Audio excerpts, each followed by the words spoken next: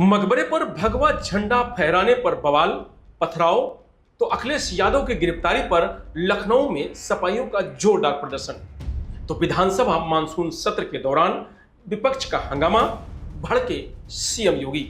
UP diary में आज देखिए 3 बड़ी खबरें। नमस्कार, मैं हूं रजनीश यादव, आप देख रहे हैं लोकमत हिंदी।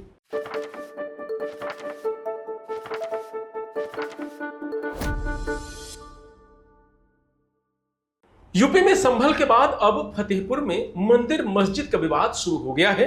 यहां सोमवार यानी आज सुबह करीब 10 बजे अचानक बजरंग दल, हिंदू महासभा समेत कई हिंदू संगठनों के 2000 से ज्यादा लोग ईदगाह में बने मकबरे पर पहुंच गए।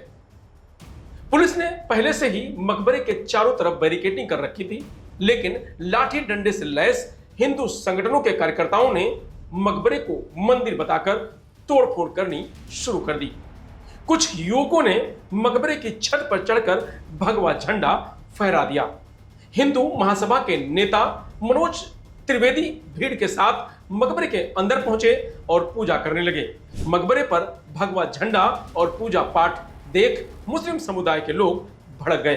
करीब 1500 मुस्लिम ईदगाह पहुंच गए। इसके बाद दोनों तरफ से पथराव होने लगा। पुलिस ने खदेड़ना शुरू किया। पुलिस ने लाठी चलाकर भीड़ को खदेड़ा। बवाल इतना बढ़ा कि 10 थानों की फोर्स बुलाई गई है। इसके बाद भी हिंदू संगठन के सैकड़ों कार्यकर्ता मकबरे से 500 मीटर दूर डाक बंगला चौराहे पर जाम लगा दिया है। सड़क पर बैठकर हनुमान चालीसा का पाठ करने लगे हैं। बवाल की सूचना पर एडीजी जोन प्रयागराज संजीव गुप्ता मौके पर पहुंच गए थे। फ्लैग मार्च कर ड्रोन कैमरे से निगरानी की जा रही है। एडीजी के आदेश पर 6 जिलों के एएसपी फतेहपुर रवाना किए गए हैं। इनमें चित्रकूट, बांदा, हमीरपुर, कौशाम्बी, प्रतापगढ़ और कानपुर देहात के एएसपी शामिल हैं। शहर काजी सईदुल इस्लाम अब्दुल्ला ने मुस्लिम समुदाय के लोगों को शांति व्यवस्था बनाए रखने को कहा।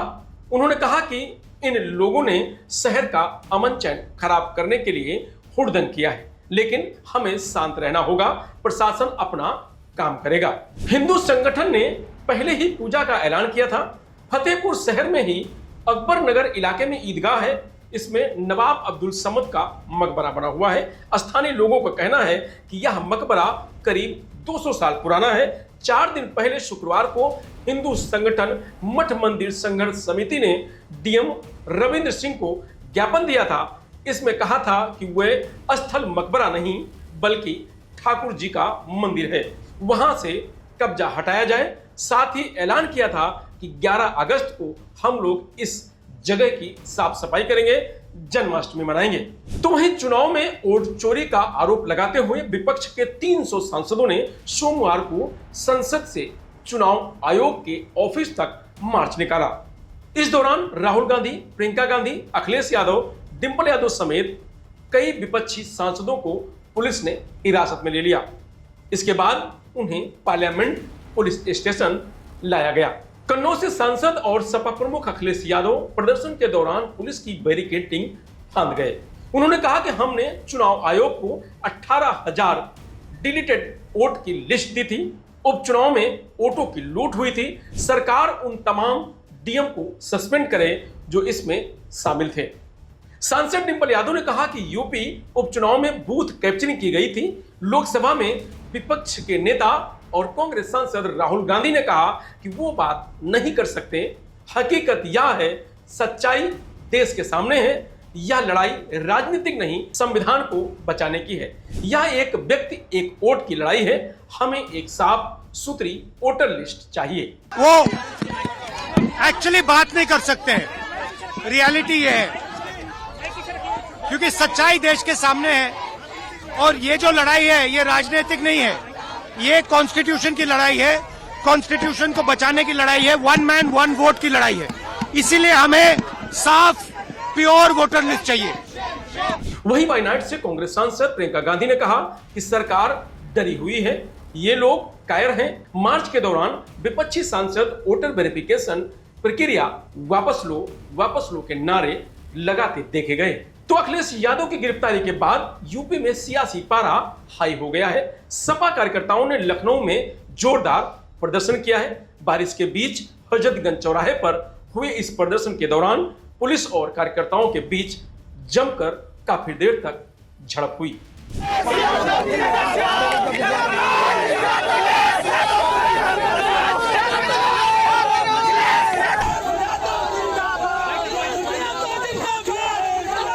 तो अखिलेश यादव की गिरफ्तारी पर शिवपाल सिंह यादव ने लिखा कि संघर्ष की पहचान रुकना नहीं, टकराना है।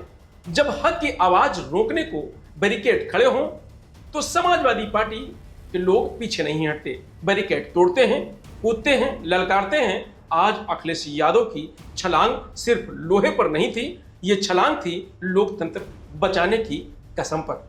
तो वहीं यूपी विधानसभा सत्र के पहले दिन की शुरुआत हंगामे के साथ हुई।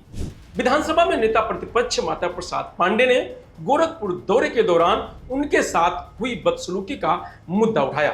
उन्होंने कहा कि मुझे गाड़ी से खींचने की कोशिश की गई थी। इस मामले पर सपा विधायकों ने हंगामा करना शुरू कर दिया, नारे लगाए, ब्राह्मण विरोधी सरकार नहीं चलेगी।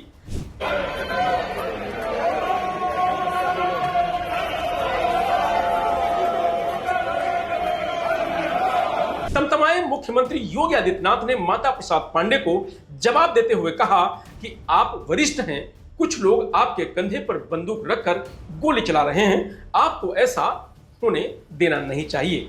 सीएम योगी ने कहा कि सपा को लोकतंत्र में कब से विश्वास हो गया है, ये उनके मुंह से शोभा नहीं देता है। बहराइच हो या गोरखपुर, ये समाजवादी पार्टी हर जगह यही करती है। गोरखपुर के विरासत गलियारे के बारे में पंडित जी आप इतने वरिष्ठ हैं, लोग आपको अनावश्यक रूप से मोहरा बना करके आपके कंधे पर बंदूक रख करके, अब आपको कम से कम इस उम्र में इस बात का ध्यान रखना चाहिए कि इस उम्र में सब नहीं होने देना चाहिए, जो आपके कंधे में बंदूक रख करके निशाना साधने का प्रयास कर रहे हैं। आपके 3 दिन पहले मैं स्वयं उस विरासत गलियारे का दौरा किया था, मालूम है ना। मैं एक व्यापारी से बात किया था और बातचीत करके, वो गोरखपुर के सबसे पुरानी मंडी है, आप तो गोरखपुर में पढ़े भी हैं, और सबसे पुराना बाजार है, लेकिन कंजेशन होने के नाते, अवैध कब्जा होने के नाते वहां पर उस कंजेशन को दूर करके आज सड़क बनाई जा रही है। सीएम योगी ने गोरखपुर के विरासत कॉरिडोर के मुद्दे पर सपा की राजनीति को नकारात्मक और विकास विरोधी करार दिया है। सीएम योगी के बयान के बाद हंगामा और बढ़ गया। विरोध में 18 सपा विधायकों ने सवाल ही नहीं पूछे। इसके बाद पल्लवी पटेल का नंबर आया। सपा विधायक होने के बावजूद उनका रुख अलग रहा। उन्होंने स्वास्थ्य के मुद्दे पर सवाल पूछा, जिसका ब्रजेश पाठक ने जवाब दिया। हालांकि सपा विधायकों के हंगामे के बाद विधानसभा को कल दोपहर 1:20 तक के लिए स्थगित कर दिया गया है। बता दें कि विधानसभा के अंदर ही नहीं, सत्र शुरू होने से पहले भी सपा विधायकों ने जोरदार प्रदर्शन किया। बारिश के बीच सपा विधायक पीडीए पाठशाला का मॉडल लेकर पहुंचे। उनके हाथों में तख्तियां थी, इस पर लिखा था, आप चलाइए मधुशाला, हम चलाएंगे पाठशाला। इधर शिवपाल यादव ने एक्स पर लिखा, कहा कि सरकार अपनी 9 साल की नाकामियां छिपा रही है, इसलिए 4 दिन का सत्र रखा है।